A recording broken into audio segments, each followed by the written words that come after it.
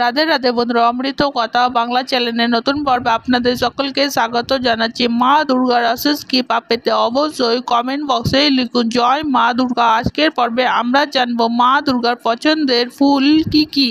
মা দুর্গার পুজোতে কোন ফুলগুলি অবশ্যই ব্যবহার করতে হয়। দুর্গা পুজো বছরে দুবার হয়, একটি হলো চৈত্র মাসে আর একটি হলো শরৎকালে আশ্বিন মাসে। চৈত্র মাসে দুর্গা পুজোকে বলা হয় বাসন্তী দুর্গা পুজো, প্রকৃতি দুর্গা পুজো। সেটি শরৎকালে যে পুজো হয় মা দুর্গার সেটি হলো অকাল বোধন শারদীয়া দুর্গা পুজো। কিন্তু এই পুজো অর্থাৎ শারদীয়া দুর্গা পুজো বর্তমান সময়ে সবচেয়ে জনপ্রিয় হয়ে ওঠে আমাদের কাছে। দুর্গা পুজো যে শুধু আমরা বাঙালিরাই পালন করি তা কিন্তু নয়, বাংলার বাইরেও যত সনাতনীরা রয়েছে তারা নবরাত্রি পালন করে। নবরাত্রি মা দুর্গার 9 রূপে পুজো হয়। দেবী দুর্গা হলেন আত্মা শক্তি মহামায়া। অসুরদের বধ করে অশুভকে বিনাশ করতে দেবী দুর্গা সৃষ্টি করেছিলেন সকল দেবতারা। তাদের সমস্ত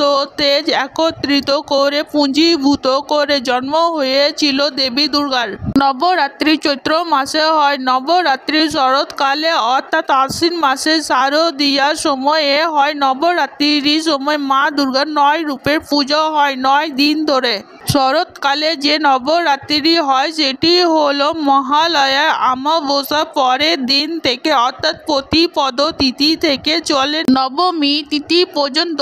দশমীতে মায়ের বিসর্জন অর্থাৎ মায়ের ভাসান হয়, যাকে বলা হয় হিন্দিতে দশেহারা আমাদের কাছে বিজয় দশমী। আজকের পর্বে ভিডিওতে জানবো নবরাত্রিতে মা দুর্গাকে যে 9 রকমের যে ফুল দেওয়া হয়, প্রত্যেক দিন মায়ের আলাদা আলাদা রূপের সঙ্গে যে ফুলগুলি সেগুলিকে নিয়ে আজকের এই পর্বটি সাজানো হয়েছে।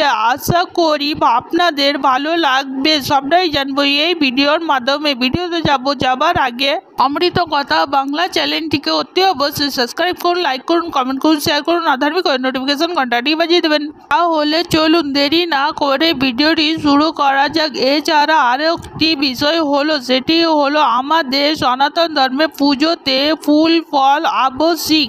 আমরা সনাতনীরা যে ঋতুতে যে ফুল এবং ফল হয় সেগুলো প্রথমে আমরা দেবতাদের অর্পণ করি, তারপর কিন্তু আমরা সেটিকে প্রসাদ হিসাবে গ্রহণ করি। সেটি ফলও হতে পারে, আবার ফসলও হতে পারে, অন্ন হতে পারে। যা কিছু ফুলের ক্ষেত্রেও সেটি সমানভাবে প্রযোজ্য। শরৎকালে যে ফুলগুলি হয় সেগুলি আমরা মাকে দিয়ে থাকি। শরৎকালে শিউলি ফুল হয়, যাকে বলা হয় পারিজাত ফুল। পারিজাত ফুল দুর্গা পুজোর অবিচ্ছেদ্য অঙ্গ। এছাড়া বন্ধুরা দেখে নিন শক্তি আরাধনা, আত্মা শক্তি মহামায়ার আরাধনা কোন দিনে কোন ফুল ব্যবহার করা হয়। জবা ফুল। জবা ফুল মা দুর্গা যেহেতু আত্মা শক্তি মহামায়া, তাই শক্তির আরাধনা মায়ের বহু রূপ রয়েছে, যেমন মা কালীও একটি রূপ। শক্তির আরাধনা প্রধানে যে ফুলটি ব্যবহার করা হয় সেটি হলো লাল ফুল, এবং এই লাল ফুলের মধ্যে যেটি প্রচুর পরিমাণে পাওয়া যায় সেটি হলো রক্তজবা।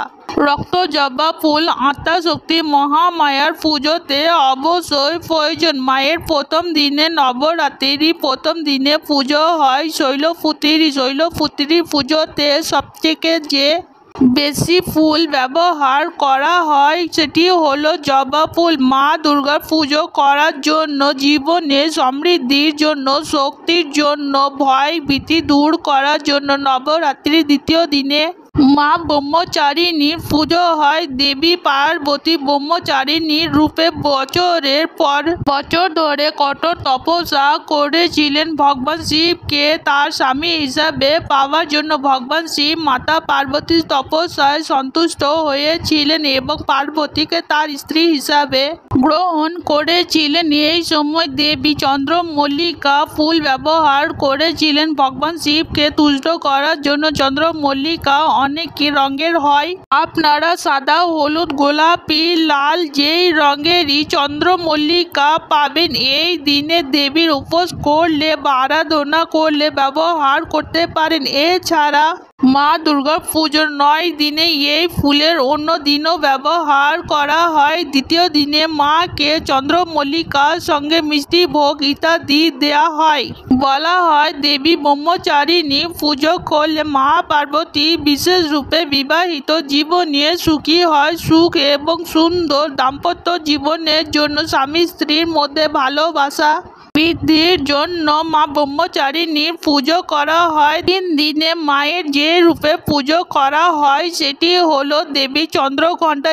এই দিনে পদ্ম ফুলের বিশেষ ব্যবহার করা হয়। পদ্ম ফুল হলো এই দিনের প্রধান ফুল। পদ্ম ফুল আমাদের সনাতন ধর্মে যে কোনো দেবী এবং দেবতার পুজোতে ব্যবহার করা হয়। ভক্তরা মায়ের আশীর্বাদ পাওয়ার জন্য বিশেষ করে এই দিনে অর্থাৎ চন্দ্রঘণ্টা পুজোর দিনে তৃতীয় দিনে মিষ্টি দুধ এবং পদ্ম ফুল নিবেদন করে। পদ্ম ফুল দেবী লক্ষ্মী এবং নারায়ণকে নিবেদন করা হয়। বলা হয় মা চন্দ্রঘণ্টা আমাদের আশীর্বাদ করলে জীবনে বহু ক্ষেত্রে বাধা মুক্তি হয়। চতুর্থ দিনে মায়ের যে অবতারের পুজো করা হয় সেটি হলো কুষ্মান্ডা।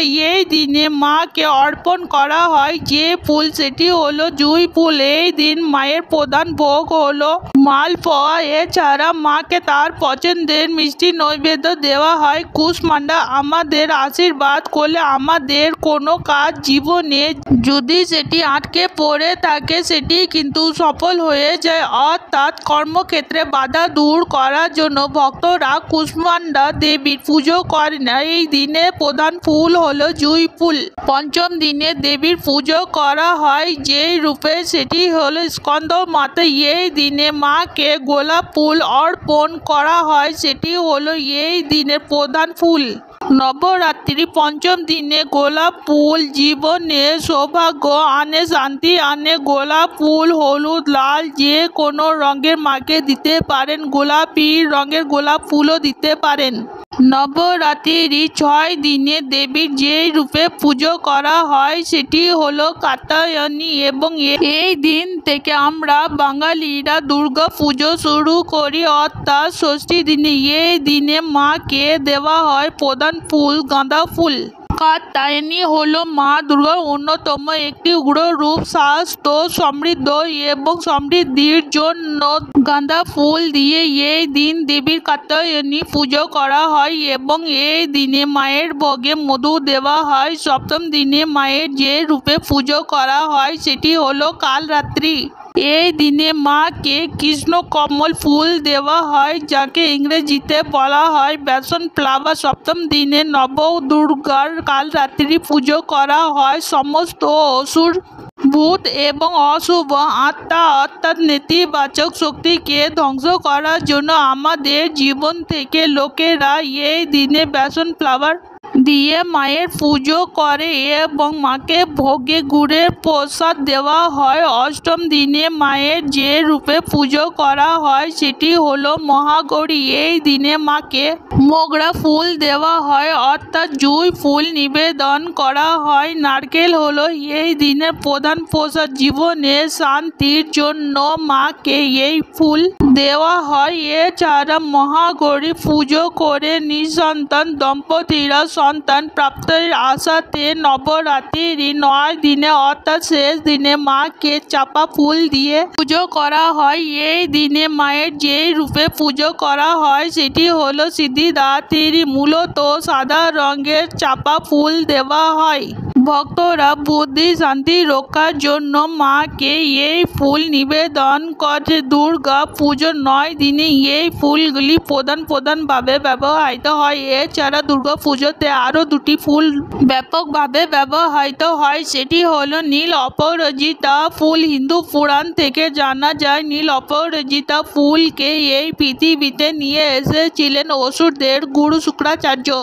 এই ফুলটি সকল দেবী এবং দেবতাকে নিবেদন করা হয়। শিব এবং পার্বতীকে বিশেষভাবে দুর্গা পুজোর সময় দেওয়া হয়। আরও একটি ফুল হলো রক্তকরবী।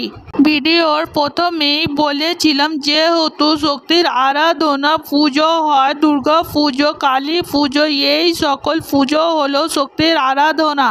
তাই শক্তির আরাধনায় লাল ফুল অবশ্যই প্রয়োজন। এই লাল ফুলের মধ্যে রক্তকরবীও পড়েছে। রক্তকরবী ফুল দুর্গা, কালী, গৌরী, মা দুর্গার যে কোনো রূপে দেওয়া যায়। এটি তান্ত্রিকরা মহাকালীর পুজোতে তান্ত্রিক সাধনায় ব্যাপকভাবে ব্যবহার করে। আজকের পর্ব এখানে সমাপ্ত হলো। অমৃত কথা বাংলা চ্যানেলের সঙ্গে থাকার জন্য আপনাদের অনেক অনেক ধন্যবাদ। রাধে রাধে।